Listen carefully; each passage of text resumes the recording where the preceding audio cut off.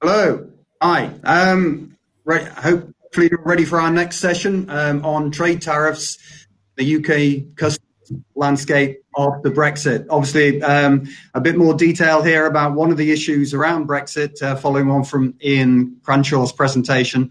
So we have Peter Snaith, who's a partner and head of chemicals at Womble Dickinson, and Rob Jenkins, who is the managing director of Barbourne Brook. So over to you, Peter. Okay. Thank you, Philip. I hope everyone can hear me. So as Philip mentioned, our team has been supporting clients in the chemical sector in relation to all aspects of their trading arrangements and focusing on their international supply agreements. And that has involved quite a lot of Brexit planning. It feels like we're in Act 3 at the moment of Brexit planning, and focusing heavily on disruption in the supply chain. And we've kind of had a flavour of that around COVID, where there's been obviously quite a lot of disruption, and we're expecting more of that, dare I say, in relation to Brexit.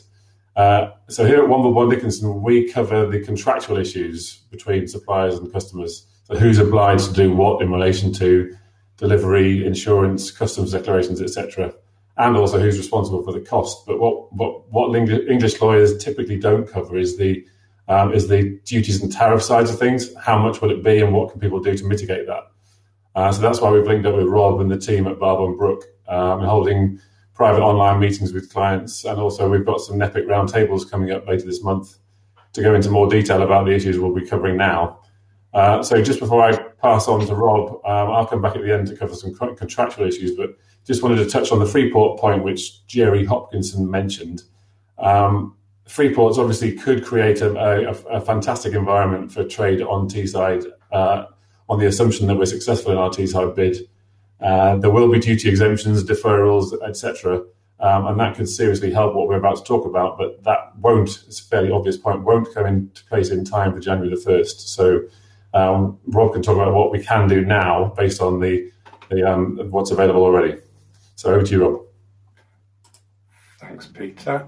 I am just now going to launch the, bear with me.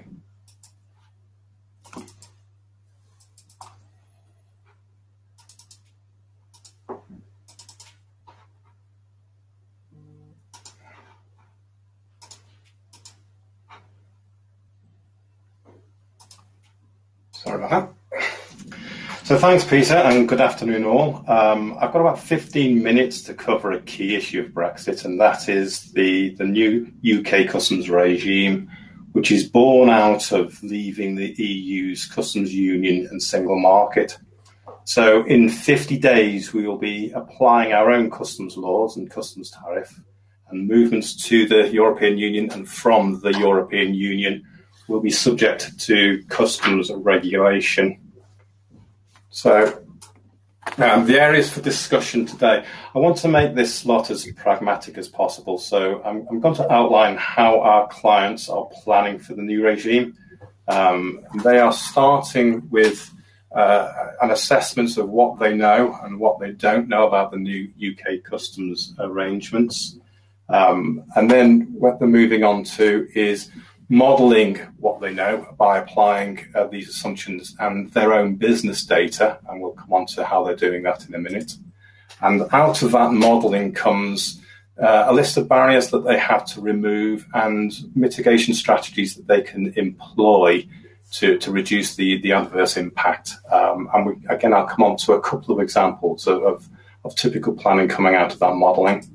As I say, I want to make it as pragmatic as possible, so I want to really finish with a checklist to help you to work out what you have to do. Now, for some, I'm hoping this slot will provide a level of comfort that you'll be going through and ticking things off and saying, yes, we're doing this and we're doing that, and perhaps having a few sort of actions to take away. But for others, you might be a little bit further behind on the curve, and this should act as a bit of an action plan, a project plan for moving forward in the 50 days that we have left. So let me just crack on and sort of start with what we know and what we don't know about the new customs duty regime. What we do know is actually quite a lot. We know the UK customs tariff. They've introduced a tariff for 2021, and that sets out the classification codes and the standard duty rates that will apply. And there are some changes. For people often bandy around moving to a WTO model. Well, we are in the fact that these movements will be subject to customs duties, but the UK customs tariff has rounded down and simplified and removed certain tariff lines. So it is more advantageous than the WTO one. And if people haven't had a chance to assess it, I'd recommend you do so sooner rather than later. For the chemical sector, a lot of duty rates have been rounded down, typically from 6.5% to 6%. Your sector has traditionally used something called autonomous tariff suspensions, which are specific measures for reducing customs duty rates on raw materials and intermediaries that you can't source within the EU. Most of these reductions are now being hard-coded into the UK tariffs, so there are more tariff lines that attract a zero rate of duty. We know the customs duty regulations as well. I mean, the ink is still wet on the paper. We were sort of hoping there was going to be a cut and paste of the EU regulations into UK law to provide some continuity and keep things fairly simple. But unfortunately, we've moved from a situation where we've been applying 3 EU regulations to cover this area, but we're moving on to the UK situation where we're up to 28 different legal measures or measures having legal effect. So things are going to be a bit more complicated. The general principles will remain the same, but there's enough difference in there to keep everybody on their toes for a while these new systems bed in. We know that the customs declarations are going to be required for moving goods from the UK to the EU and vice versa. So there'll be an export declaration, then an import declaration both ways. And because there are going to be customs declarations, we know that you're going to need to determine the commodity codes, the origins and the customs values, which have to be put on the customs declarations. And you're going to have to come up with a process for making those customs declarations, whether that's instructing a broker or doing or creating in-house solutions to do that. One of the good bits of news that's coming out of this is on the VAT front. At the moment, if you're importing into the UK, you pay the VAT, import VAT, and have to recover it. We're moving over to something called a VAT reverse charge mechanism, which is similar to the current regime with the EU, where it's an in and an out on the VAT return rather than paying and recovering. So that's a big cash flow advantage. So that's one of the good bits coming out of it. We know there's also going to be the introduction of some temporary customs simplifications. So the UK has announced that there can be a delay of making customs declarations on the import side for up to 6 months. That's getting very much a mixed reaction because at some point somebody is going to have to submit the customs declaration for those goods. So, if you defer doing it from day one, you're going to have a process in place for capturing information and then sending it on to a customs broker or making the customs declaration at a later time. A lot of businesses are thinking, well, perhaps it's just easier to make customs declarations from day one. So that's something to consider. But those simplification arrangements are in place. They do require an authorisation, but the authorisation doesn't have to be applied for and put in place on the 1st of January. You have 6 months to do so.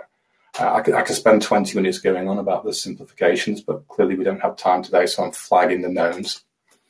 Another piece of good news is we know that current authorisations for customs duty reliefs and AEO and customs warehousing, which are granted by the UK customs authorities, will continue to apply post-Brexit. So that stopped a mad scramble for everyone having to put those back in place. And finally, on the knowns, we know that the UK has some free trade agreements in place. The Japanese free trade agreement was pretty much heralded. There is a short list of other ones, but there's a frenetic amount of activity at the moment in trying to get some other agreements carried over from the current EU list into the UK. And you'll see the Department of Trade is busy trying to strike new agreements with other people, notably the US, New Zealand, and Australia. So we know quite a bit, but there are still some pretty big unknowns. The first one is, given COVID and given the sort of, you'll see the news, the lack lack of infrastructure in place. We don't know whether the transition period will be extended. I'll come on to this in a minute, but that's one of the unknowns. The big unknown is whether we'll have a free trade agreement with the European Union by the end of the year. Again, I'm not going to go into details here because it's all over the press, and I'm sure you're as aware as I am as to the current state of play on that one. And we don't know what other free trade arrangements that the Department of Trade will have in place by the 31st of December. And of those free trade agreements, we don't know what the conditions will be or what the rules of origin will be. So there's quite a few unknowns around that. And I think the biggest one keeping people awake at the moment is we don't know how the UK infrastructure will cope with the increase in customs declarations. I mean, we're looking for a quadrupling in number, and we're moving over to a UK system which is untried and untested. So there is real concern around delays at port, movements just being stopped effectively. And I think that's going to be where we're going to have a bumpy ride going forward over the next few months. So that's the knowns and unknowns.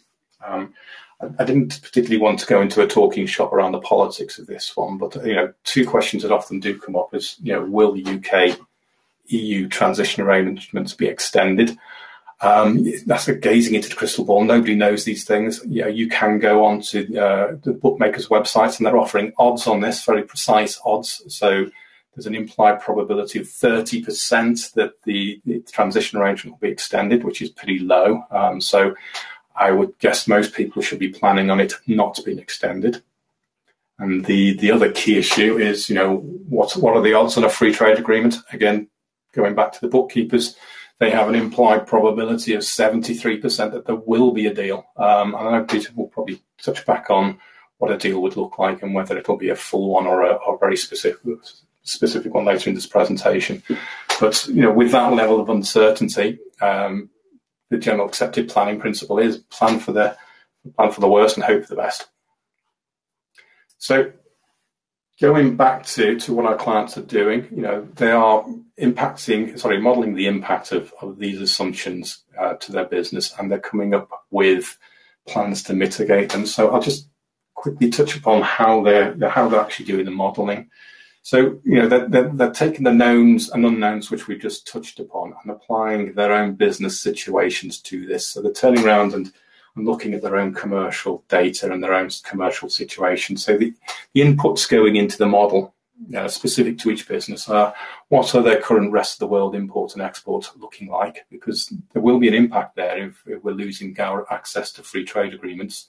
If something was coming in from South Korea before under preference, for example, that preference may be lost and it might be reverting to the standard rate. So they're looking at their customs data. For those who are struggling to get hold of that, you can buy it from HM Revenue and Customs.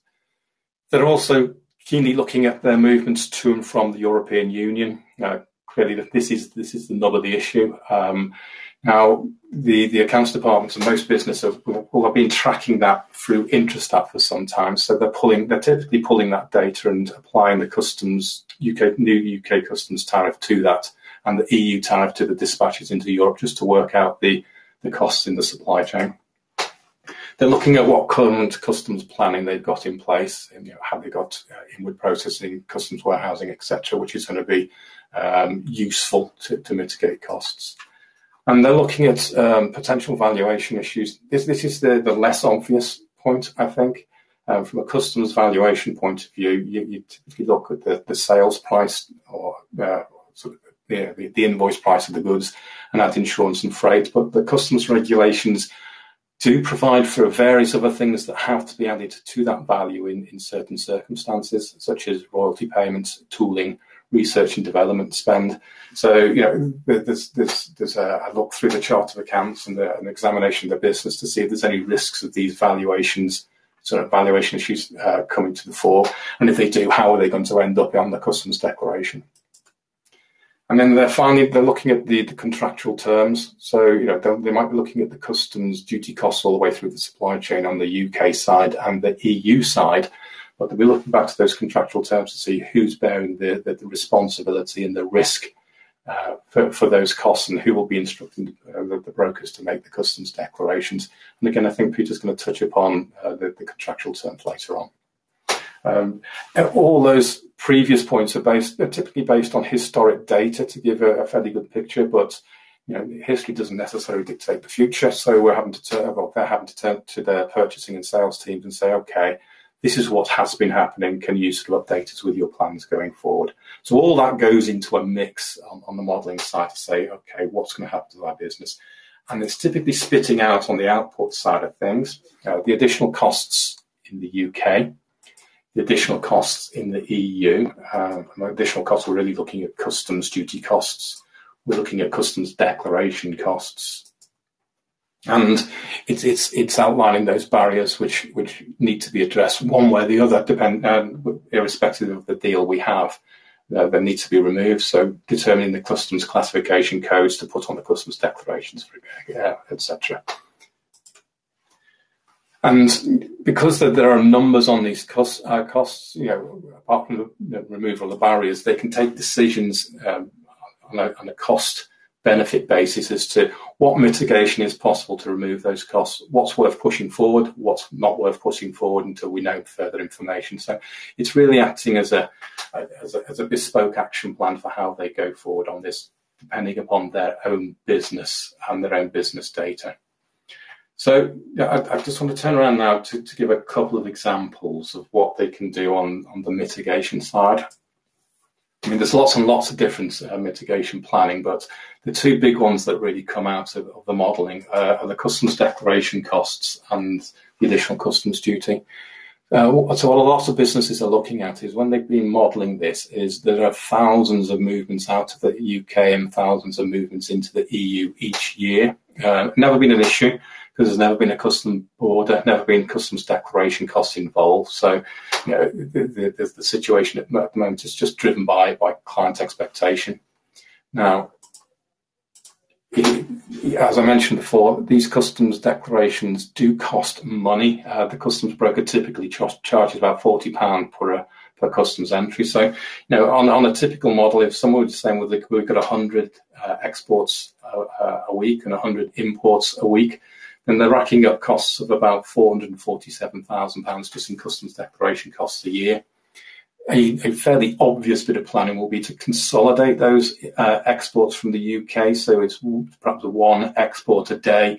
And once they get into the European Union, you break bulk and you send it on to the various different customers at that point. So you've got one export, one import rather than 10, 50, 20. So it consolidates that down. But if that plan, I'd say that planning looks obvious, looks bleeding obvious. But if you're going to put it in play, there are some sort of bear traps there that somebody is going to have to be making the import entry to the EU. We won't be EU established anymore. So there are establishment rules or the requirement to appoint fiscal representatives, perhaps establish a business there. So that's the cost side of the planning. The second sort of mitigation strategy I just wanted to run through focuses more on the customs duty costs. Now, this one is far more susceptible to whether we end up with a free trade agreement with the European Union or not. Clearly, if we end up with a free trade agreement and you can show the goods that originate in the UK or the EU and you can get the necessary certification, then this planning perhaps wouldn't be as valuable. But if we do have a free trade arrangement, there's still a lot of thinking to be had as to how you're going to prove that origin, etc. But I'm assuming that there's no free trade agreement, or if there is a free trade agreement, but you can't get the necessary supporting evidence to prove the origin rules are met.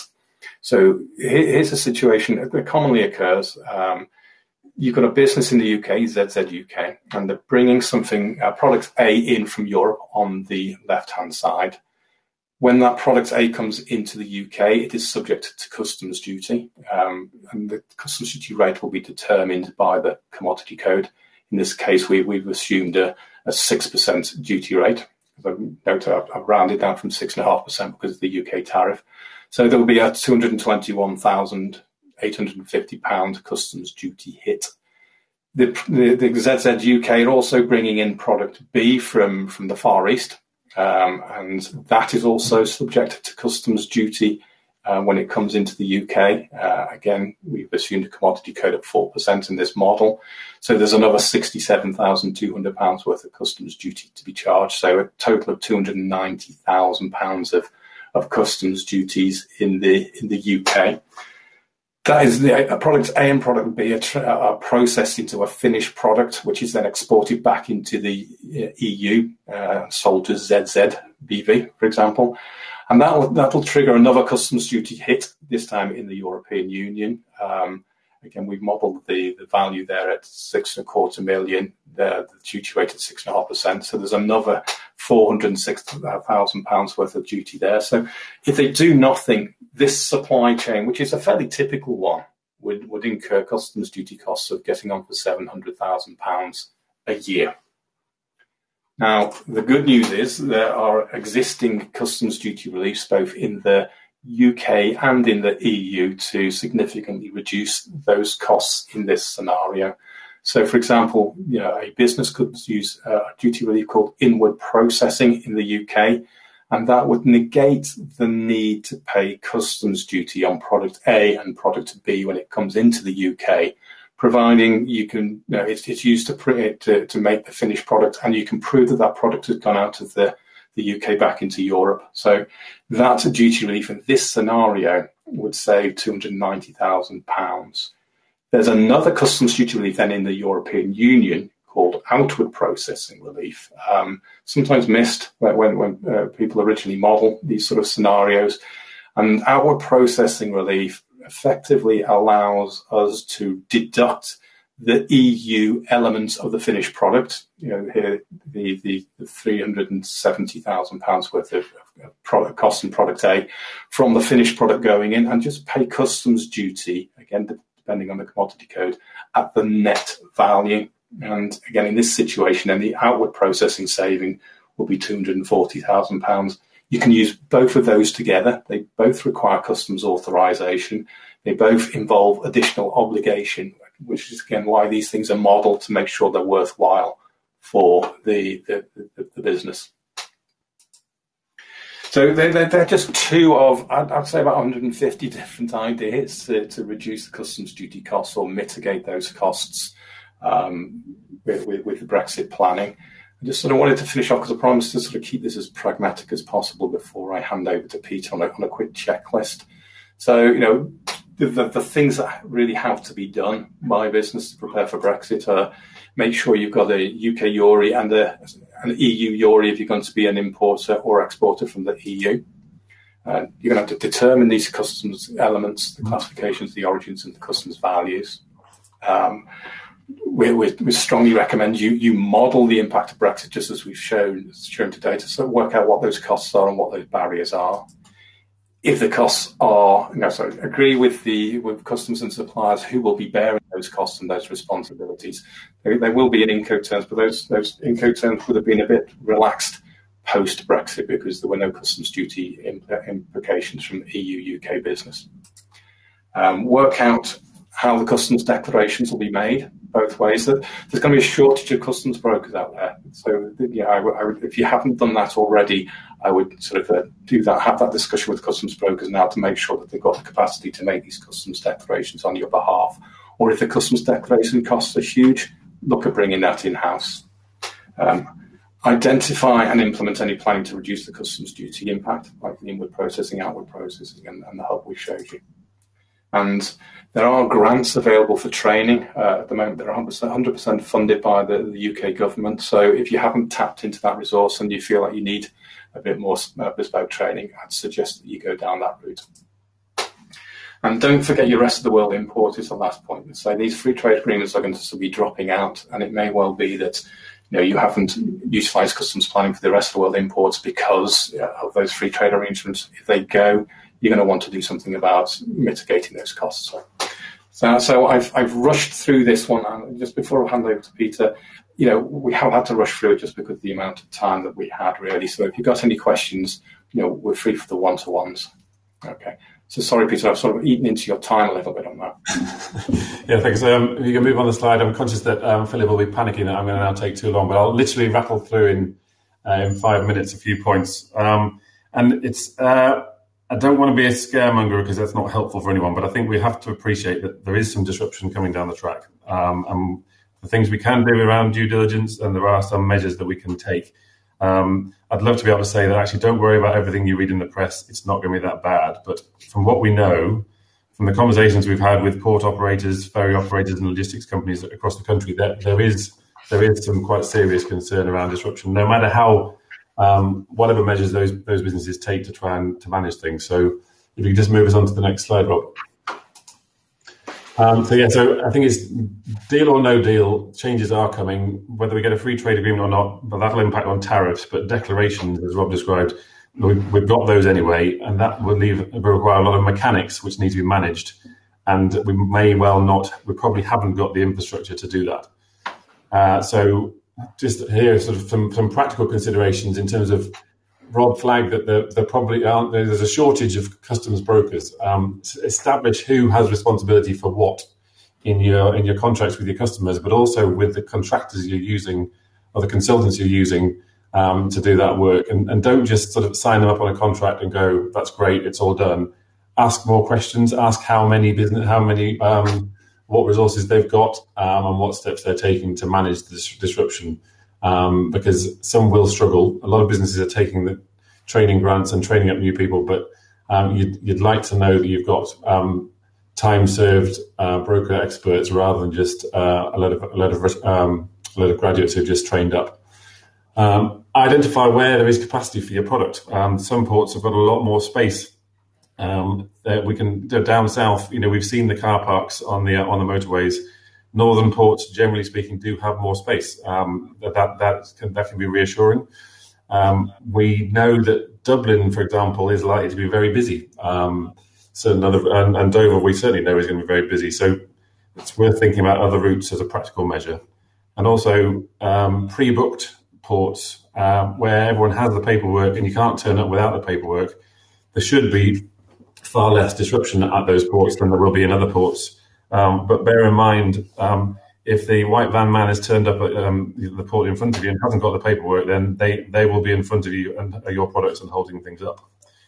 The biggest concern is around the customs declaration system. And again, not wanting to scaremonger, but the House of Lords EU Committee notification earlier this week was that the customs software system isn't ready, it's not reliable, and it hasn't been tested.